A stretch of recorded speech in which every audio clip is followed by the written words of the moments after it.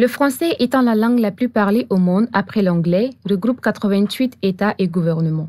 À l'occasion de la Journée internationale de la francophonie, célébrée chaque 20 mars, l'Organisation internationale de la francophonie met en œuvre une coopération éducative, économique et culturelle entre ses pays membres au service de la population. Elle a pour mission de promouvoir la langue française, la diversité culturelle et linguistique. C'est dans cette optique que l'UKO-UUBA organise cette rencontre. La francophonie, bien plus qu'une simple langue, incarne une véritable communauté de destin, un pont entre les continents, un lien indéfectible tissé par la richesse de nos héritages culturels et l'universalité de nos aspirations. En tant qu'institution d'enseignement supérieur, nous, l'UKO-UUBA et Smart School, sont profondément engagés dans la promotion de cette diversité linguistique et culturelle. Cette journée est célébrée partout dans le monde. Elle s'étend sur une dizaine de jours, au cours desquels des concours et activités sont prévus.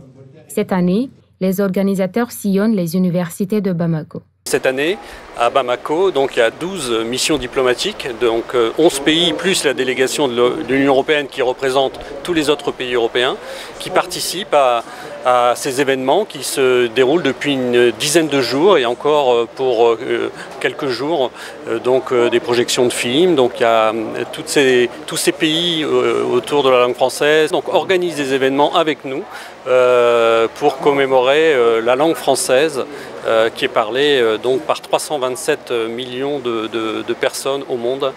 Cette célébration de la Journée mondiale de la francophonie est une opportunité d'apprentissage et de découverte pour les étudiants.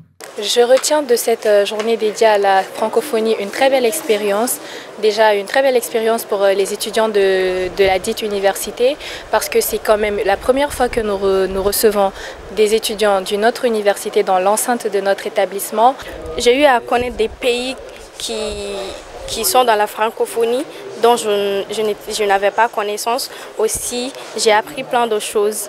Déjà, nous étudiants qui sommes venus à l'IKO, déjà on leur remercie pour ça.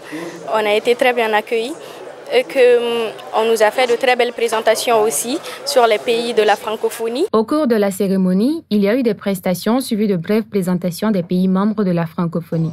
Le Bénin, la Belgique, la France, le Luxembourg. C'est également l'occasion de sensibiliser la communauté internationale à l'histoire, à la culture et à l'utilisation de la langue française.